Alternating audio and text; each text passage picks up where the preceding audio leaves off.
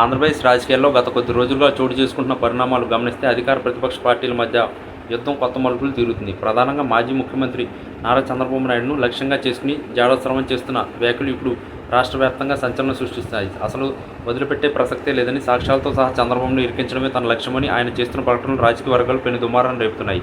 రాజకీయాల్లో ఏదైనా జరగవచ్చు, కానీ ఒక నాయకుడిని వ్యక్తిగతంగా మరియు వ్యవస్థాగతంగా ఎంతలా టార్గెట్ చేయడం వెనుక ఉన్న అసలు కారణాలు ఏంటని చర్చ సర్వత్రా సాగుతుంది.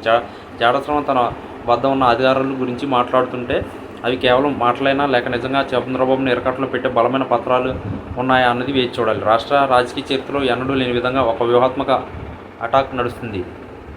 రాజకీయ ప్రత్యర్థులు విమర్శలు చేసుకోవడం సహజం, కానీ ఇక్కడ జాడస్రవం గొంతులో కనిపిస్తున్న ఆత్మవిశ్వాసం చూస్తుంటే ఆయన వెనుక ఏదో పెద్ద శక్తి ఉందన్న అనుమానాలు బలపడుతున్నాయి. గతంలో జరిగిన కొన్ని కీలక ప్రాజెక్టులు మరియు నిర్ణయాలకు సంబంధించిన ఫైళ్లను తాను సేకరించానని ఆయన చెప్పడం వల్ల తెలుగుదేశం పార్టీ శ్రేణుల్లో ఒక రకమైన ఆందోళన కనిపిస్తుంది. చంద్రబాబు నాయుడు వంటి సీనియర్ నాయకుడిని చట్టపరమైన చిక్కుల్లో పడేయడం అంత సులభం కాదని అందరికీ తెలుసు. అయితే జాడస్రవం తన వద్ద ఉన్న సాక్ష్యాలు కనుక బయట పెడితే అది రాజకీయంగా పెను సంక్షోభానికి దారితీసే అవకాశం ఉంది. ముఖ్యంగా ఆర్థిక లావాదేవీలు మరియు గత ప్రభుత్వ హయాంలో జరిగిన ఒప్పందాల చుట్టూ ఈ ఆరోపణలు తిరుగుతున్నాయి. అధికార పార్టీ మద్దతుతోనే ఈ దాడి జరుగుతుందని ఒక వర్గం వాదిస్తుంటే, ప్రజా సంక్షేమం కోసం తాను ఈ పోరాటం చేస్తుందని శ్రవణ్ చెబుతున్నారు. ఏది ఏమైనా ఈ వ్యవహారం ఇప్పుడు ఒక వ్యక్తికి మరియు ఒక పార్టీకి మధ్య పోరాటంలా కాకుండా వ్యవస్థల మధ్య పోరాటంలా మారుతుంది. చంద్రబాబు నాయుడు రాజకీయ చాణక్యం ముందు ఈ సాక్ష్యాలు నిలుస్తాయా లేదా అన్నది ప్రధాన ప్రశ్న.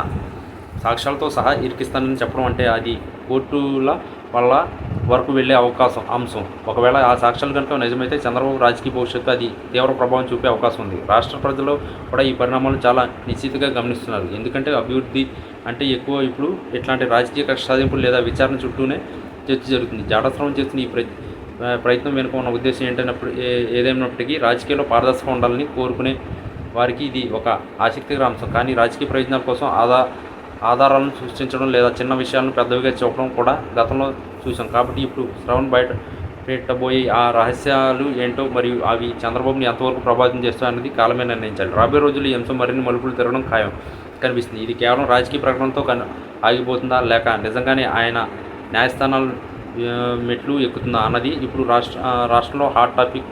ఒకవేళ ఇది నిజంగా సాక్ష్యాల బలంతో జరిగే పోరాటం అయితే తెలుగుదేశం పార్టీకి ఇది గడ్డు కాలమే అని చెప్పాలి. చివరకు విజయం ఎవరికి వర్తిస్తుంది మరియు ఎవరి వాదనలో నిజం ఉందో తెలియాలంటే మరికొంతకాలం వేచి చూడాల్సిందే.